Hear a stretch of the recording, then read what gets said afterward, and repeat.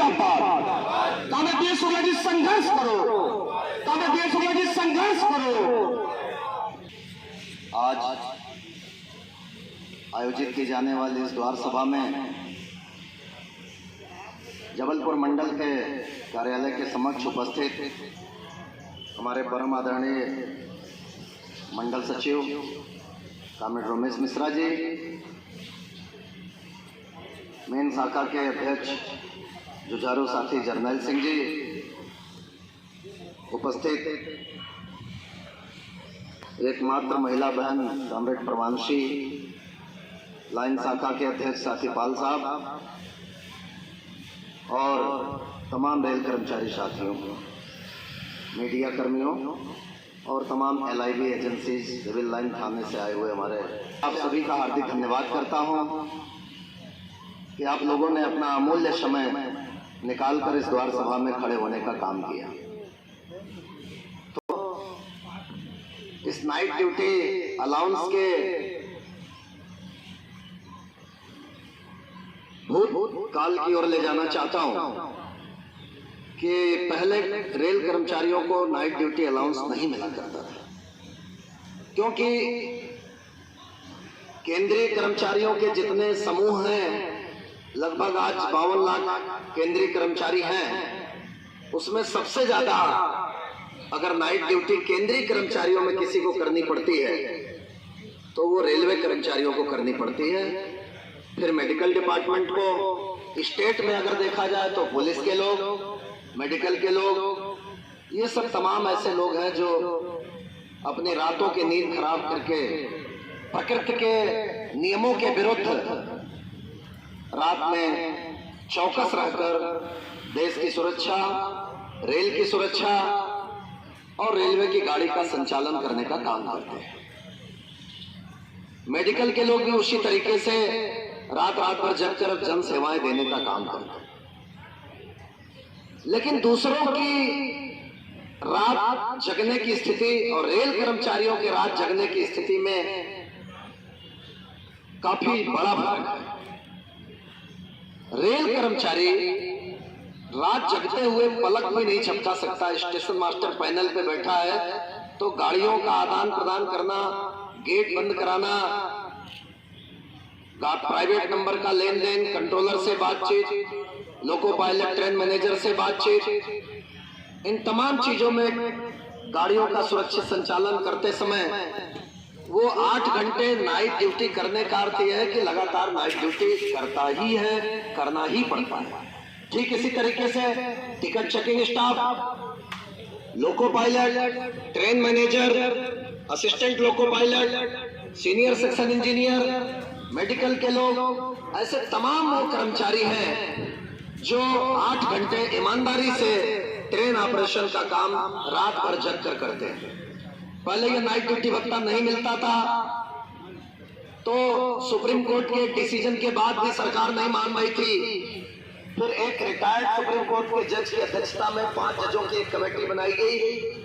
मियां भाई ट्रिब्यूनल उसका नाम था।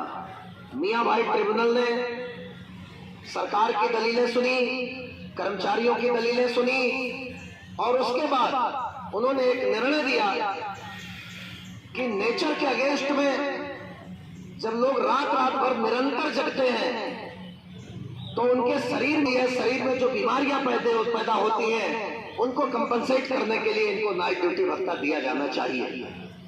और उसके आधार पर तमाम रेल कर्मचारियों को और तमाम केंद्रीय कर्मचारियों को, स्टेट के कर्मचारियों को रात में ड्यूटी करने के बदले में वो भत्ता मिलने का काम हुआ।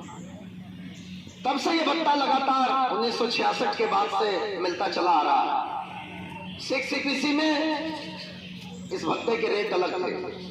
7 CPC जब 7वां पे कमीशन आया तो एक इस नाइट ड्यूटी भत्ते का फार्मूला जो दिया गया वो basic plus DA into 2 divided by 200 और इसके आधार पर जो भी 1 घंटे का रेट निकलेगा वो रात में 10 बजे से सवेरे 6 बजे की यूनिट काउंटिंग करके और ड्यूटी भत्ते का भुगतान होने लगा। मिला 1 जुलाई 17 से ये भत्ता 2020 तक मिलने का काम हुआ और जुलाई 2020 में निकाली कि ये जो नाइट ड्यूटी भत्ता मिल रहा है ये 43,600 से ऊपर के बेसिक पे वाले कर्मचारियों को नहीं मिलना चाहिए, उसके नीचे जिनके बेसिक है उनको मिलना चाहिए।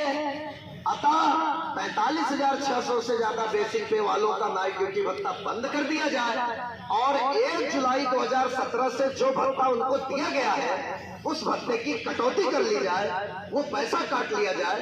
इस तरीके का आदेश डीओपीटी और रेलवे बोर्ड ने देने का काम किया।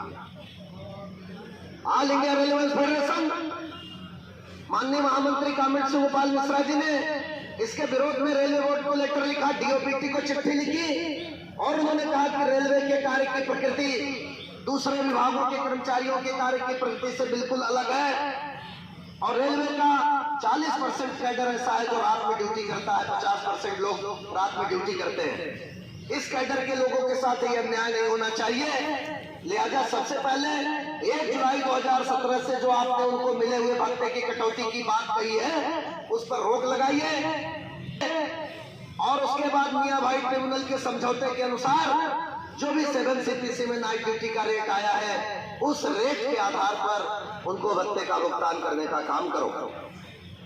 ऑल इंडिया रेलवे फेडरेशन के लेटर लिखने के बाद रेलवे बोर्ड ने डीओपीटी से बातचीत की और 1 जुलाई 17 से जो पहली बात तो भत्ते काटने के आदेश आ गए थे, जो मिल चुका है उसे काट लिया जाए, उस पर स्टे लगा, उस पर रोक लगी और वो मिला हुआ भत्ता लोगों के पास जमा रहा, वो आज तक कट नहीं पाया।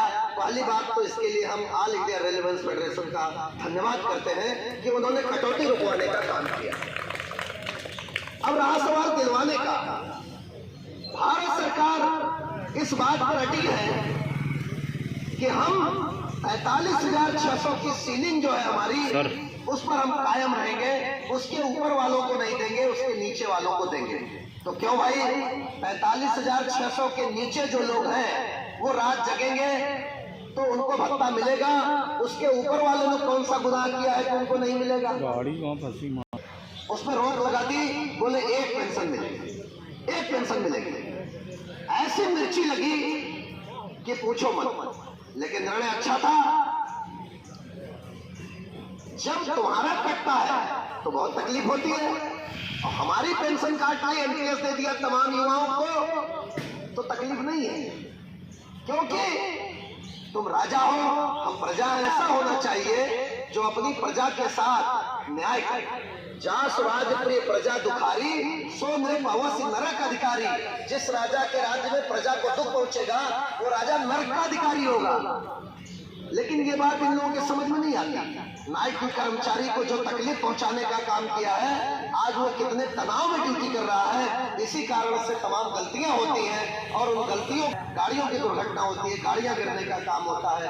ये बात ऊपर बैठे हुए लोगों को समझ में नहीं आती, समझ में नहीं आती।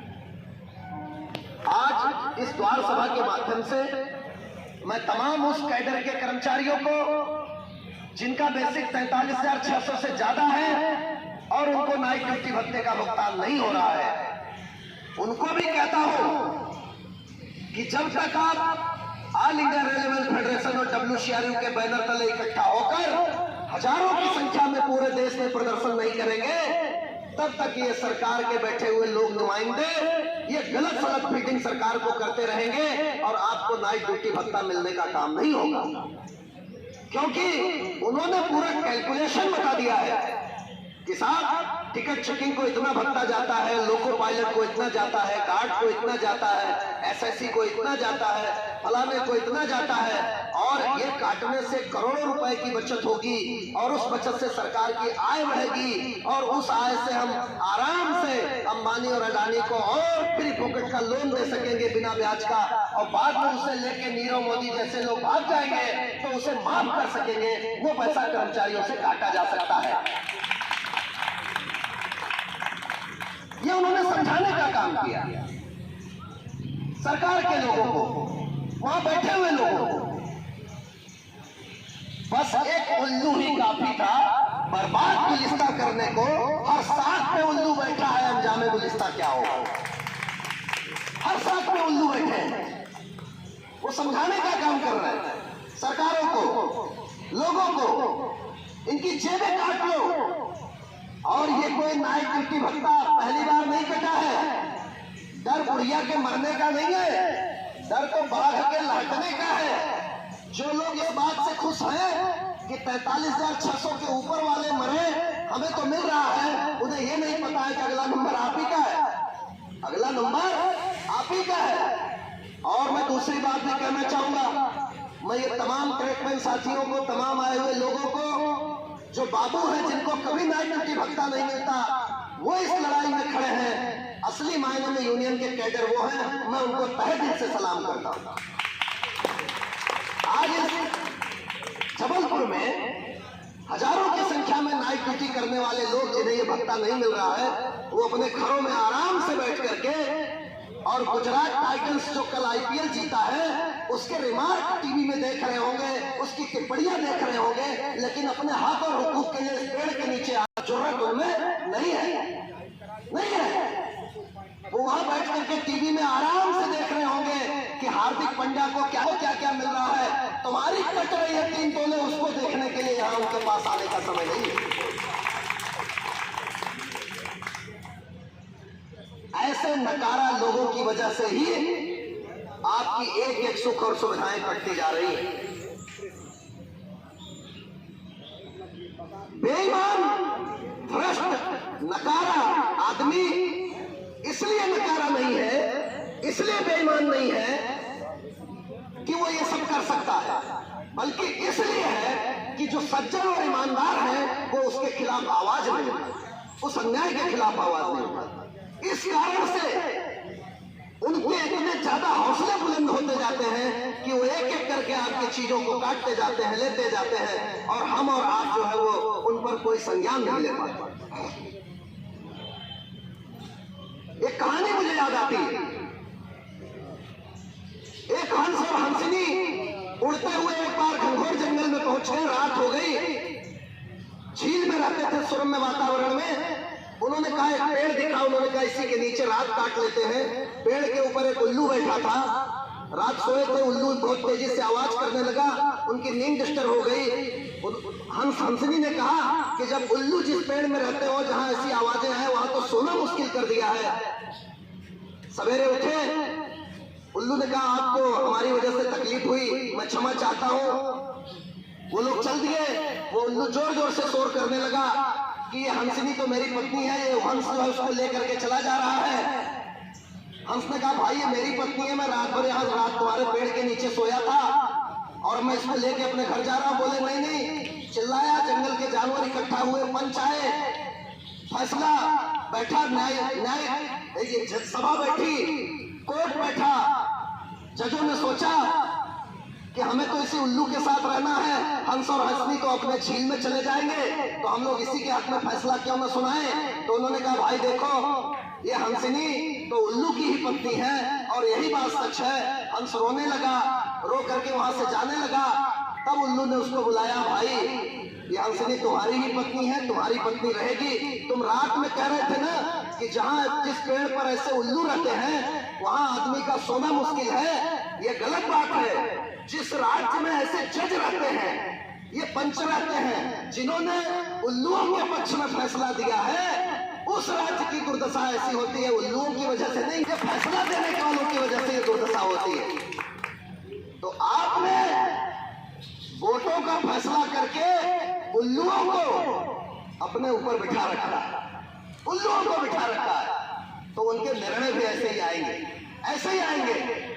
और आपके नाइट ड्यूटी कटेगी, ओवर टाइम कटेगा, एनएचए कटेगा, फिर टीए का नंबर आएगा, फिर कह रहे हैं कि बगला पे कमीशन नहीं बैठेगा, फिर कह रहे हैं कि 6 लाख कर्मचारी निकाल दिए जाएंगे, 50% पोस्टें सरेंडर कर दी जाएंगी, कर्मचारियों की जरूरत नहीं है, प्राइवेट कर्मचारियों को बुला करके काम कराया जाएगा और 5-5 हजार रुपए उनको दिया जाएगा, उनका शोषण किया जाएगा।